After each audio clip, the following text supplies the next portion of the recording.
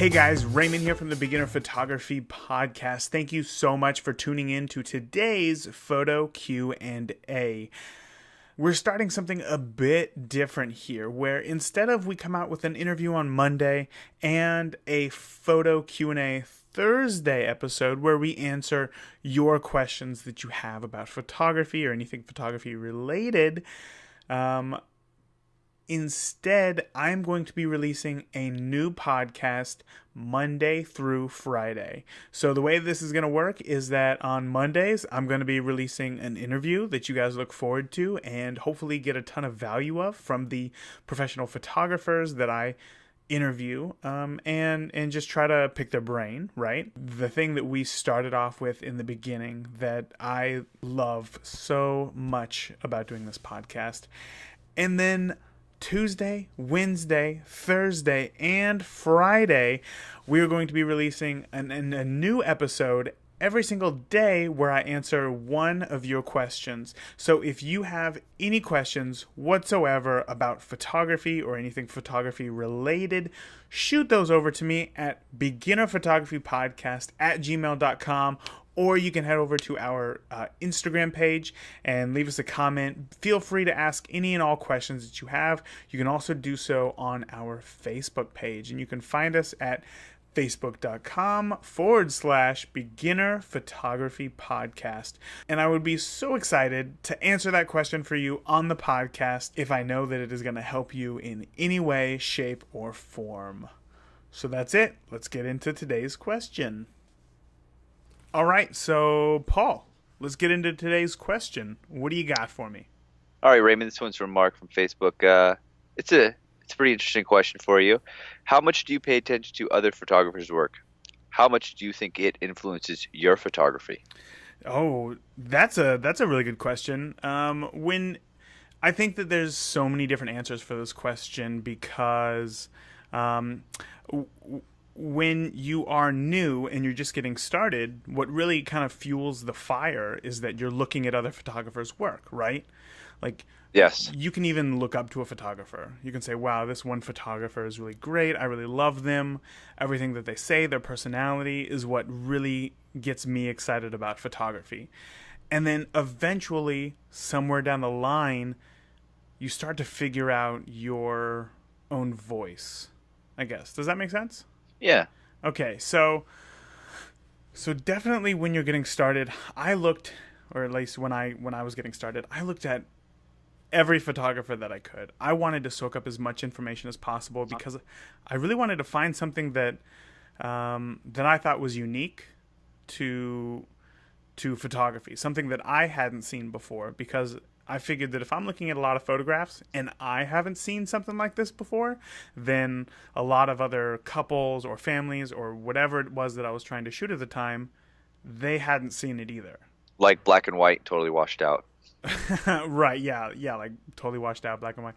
I think specifically it was the selective color where everything's black and white except for like leaves, Like blue flowers. Yeah, or like the sky. Yeah, like everything's black and white, but like the sky is blue. Oh, how about black and white and a white cloud? I think that's just called black and white. Well, okay. Okay, well, we'll just agree to disagree. But yeah, things like that. That was like, wow, I think that this is really unique. Like, maybe I'll try this. And I tried it like once or twice. And the good thing is that I realized almost immediately, yeah, this isn't for me. I think that this looks like garbage, right? Like I figured out very early on that like when I photograph something, I want it to look as close to the human eye, like as natural as possible, in the photograph. So therefore, selective color, our eyes don't really do that. So Well, maybe some people like a disorder, but I'm not a doctor to comment on that with any kind of right. factual information. Yeah, you dropped out of that PhD course. I remember that, but I won't bring that up. I know that's So still very close. sore. Yeah, So close. still a sore subject. So I won't get too much into that. But I think now, as you move on down your photography road, you really realize, you know what? The more that I look at other photographers, the more that I either absorb their work or it does influence me a lot. And it really depends on who it is that you want to be. You know, some people look at other people's work and try to emulate them because of their success. And that just makes sense, right?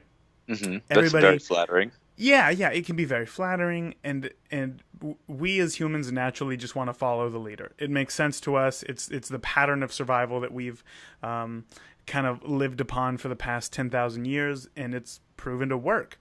However, when it comes to a creative field like this, it just doesn't work the same. It's not as fulfilling. It's not the same road that everybody has to take, right?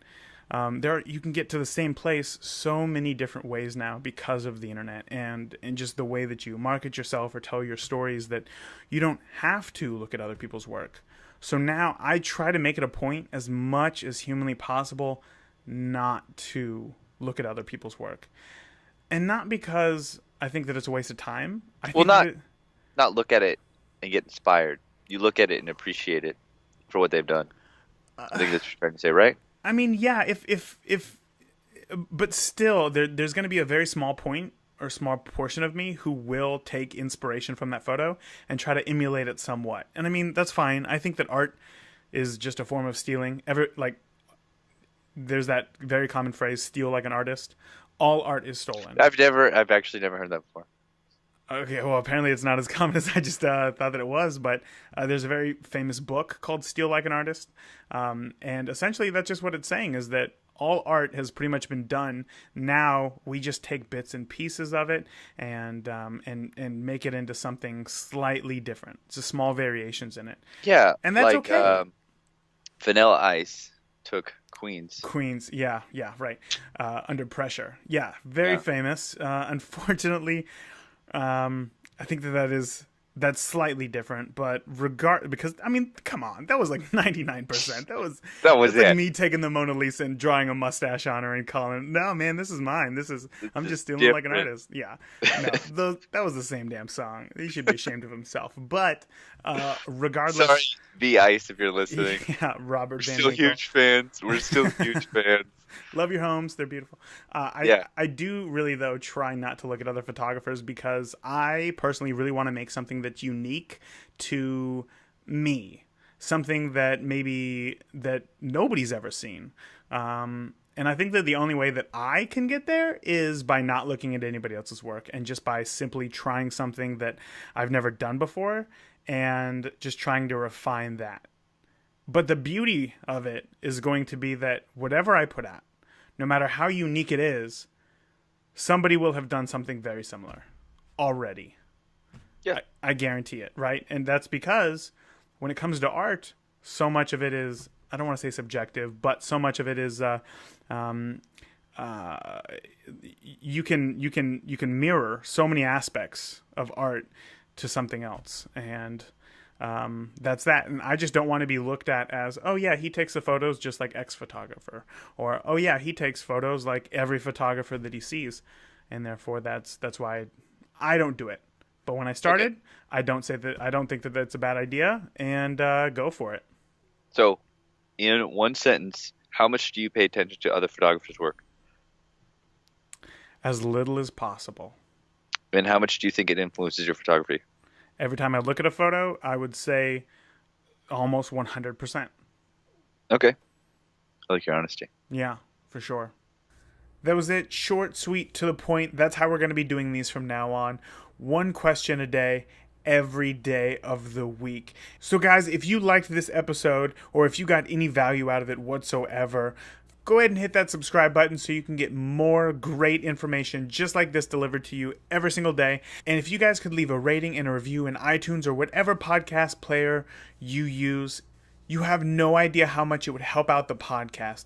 I don't ask for anything at all, but the one thing that would mean so much to me is if you left a rating and review on iTunes. It is the best way for the podcast to be found and for us to be able to interview bigger names to get more information that is going to help you in your journey in photography. And if you guys have any questions, feel free to head over to today's show notes at beginnerphotographypodcast.com. There you can also sign up for our free Lightroom presets. Just click the link up at the top, enter in your email address, download them, and then just get to editing right away. You're going to love them. Again, that's all that we got for today. We will see you tomorrow. Later.